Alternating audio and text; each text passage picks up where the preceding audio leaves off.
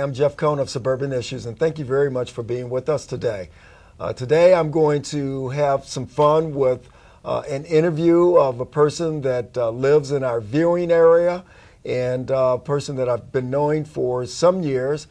She and her husband are both authors, and I thought it would be very intriguing to talk to a young author, and a new author, I should say, and a young author, and learn about the book that she's written about. So today I have with me Donna Bassette. Thank you very much for being with me, Donna. Thanks for having me. It's a great pleasure to have you, and I'm really excited about talking about your project in terms of your new book, By Way of Egypt, and to see what motivated you to do this great work that you've done. Well, I appreciate it. Good. What I'd like to do in terms of the interview is to give our viewing audience a little bit of knowledge about who you are. Okay. So what I wanted to do is just let them know who you are. Where'd you grow up?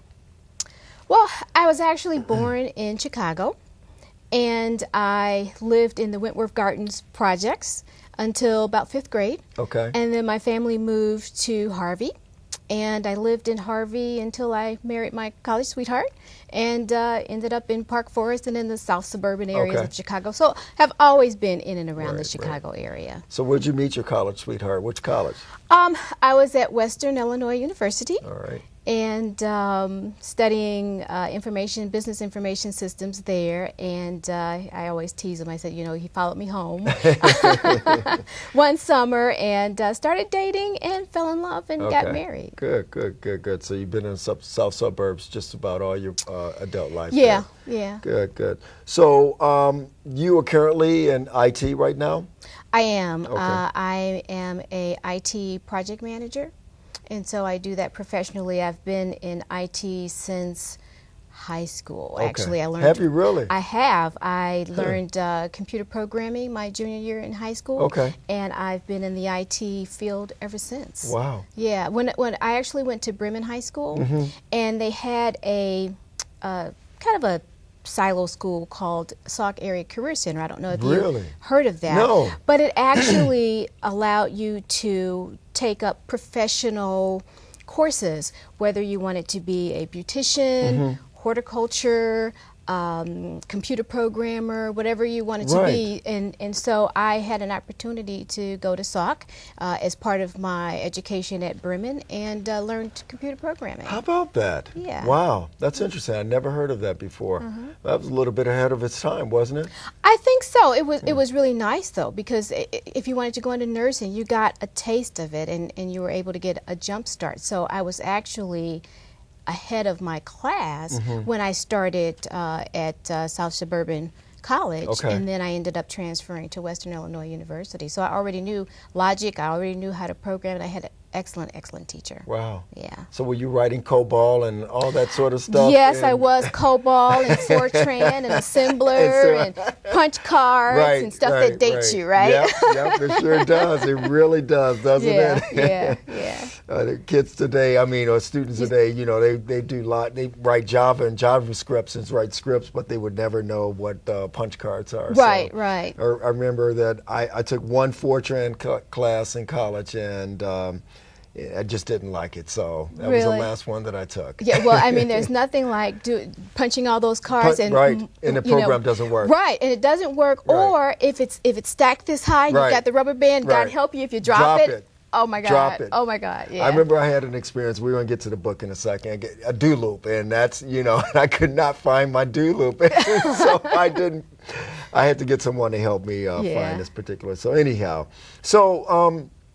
what inspired you to write the book? What inspired you to write this particular book for young people versus writing it for an adult audience? I know that as an author, you probably choose, okay, I can write a book and I have to pick an audience, and so I'm interested to know, the By the Way of Egypt is really, in terms of my reading of it, it's targeted towards a particular audience. I'm just curious to know what.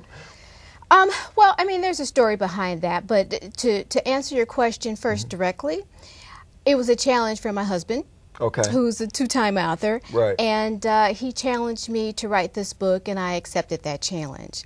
Now, the reason I wrote that book is because I was a stay-at-home mom at the time, and I was struggling to find history books that my daughter and my son wanted to read. Okay. And so I will never forget this day. I'd taken my daughter, my oldest daughter, she was probably in about 5th grade at the time, to the library, and this was February, so we were looking specifically for books on African or African American history.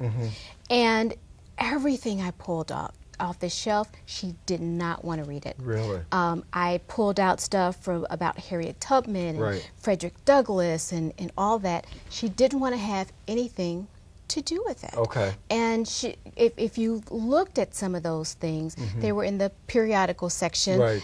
We've got better choices now, but at the time, they were in the periodical section. They read like a dictionary.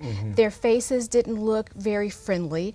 And as an adult, we can appreciate that because it's our history, right? And you can embrace that.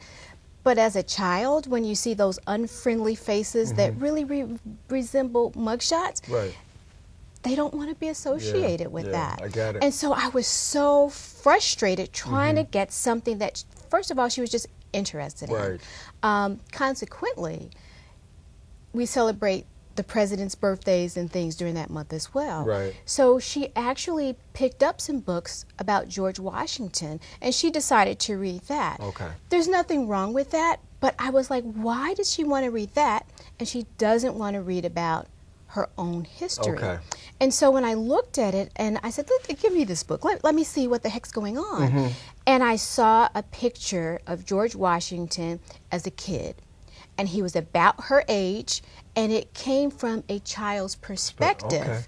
And I said, oh, that's what the problem is. We really need to have something for these kids that they can relate to. And so that's where I got the idea. I said, okay, I am now going to go on a search to find books about African American or African history that she can relate to. Couldn't find it anywhere. Couldn't find it anywhere. So I was at home ranting and raving about how this kid won't read history. And I mean, let's be truthful. For most of us, history was boring, especially as a kid. And so I just struggled, period, to get her to read history, anybody's history, but definitely our history. And so I was kind of ranting and raving about how I couldn't find these books. And my husband was like, well, if you can't find it, why don't you do it? And I said, you know what? I will. And that's what I did. Good. That's what I did.